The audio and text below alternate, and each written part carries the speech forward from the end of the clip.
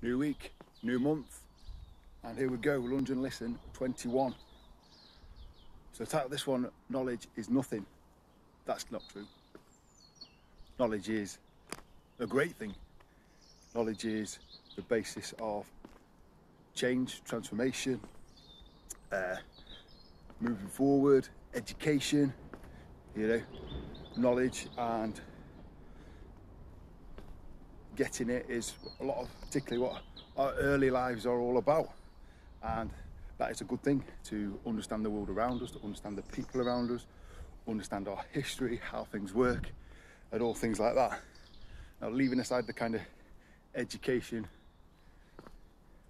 a little bit in terms of do we then use calculus in real life?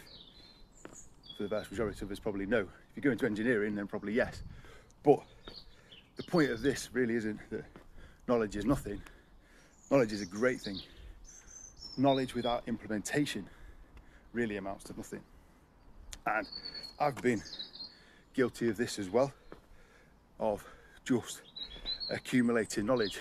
And sometimes not even accumulating the knowledge, accumulating the means to learn something new, like getting a new book, signing up to a course, long or short, getting a PDF sent from someone, or even buying it, and then not having the time to read it, let alone the more important part, implementing it.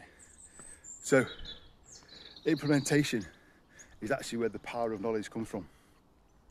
And like quite a few things in life, it's easier than ever to obtain knowledge. It's easier than ever to find a book on Amazon or get it onto Kindle, onto a device or something like that.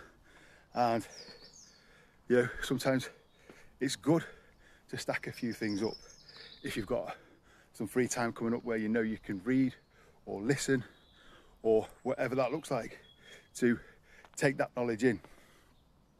Now, the next part is the key part, is implementing it. And that might not be a case of taking absolutely everything from this source and implementing it into your life.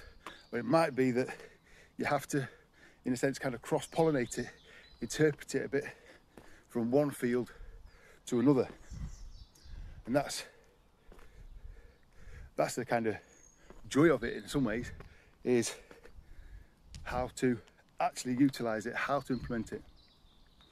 And I see it sometimes with people that I coach and people that I've worked with, that they're really, really interested in all how things work and how nutrition works and different methods of training and all that sort of thing. But sometimes it becomes too much, it's overload, and actually that then leads to not being able to effectively implement anything. So that's my job in that context, to then say, okay, so these are the first 1, 2, 3 things that are most key, and put those in place. I think that sometimes that's what we need to do when we are acquiring knowledge in a new area, is pull out the first couple of things to use, and then maybe go back again later on or straight round again and see what else there is. And it also goes then, links to the point in the daily focus yesterday. Sometimes we need to refine by adding some new knowledge rather than completely starting again and reforming everything from scratch, because often what we've done preceding is still very valid, still very worthwhile. We just need to tweak it. So into a new week of lunges. So that means upping the game slightly, an extra 10, an extra 20, whatever that looks like for you. Although, just qualify this slightly, in that with it being a new month going into June, I'm going to add another option to the mix.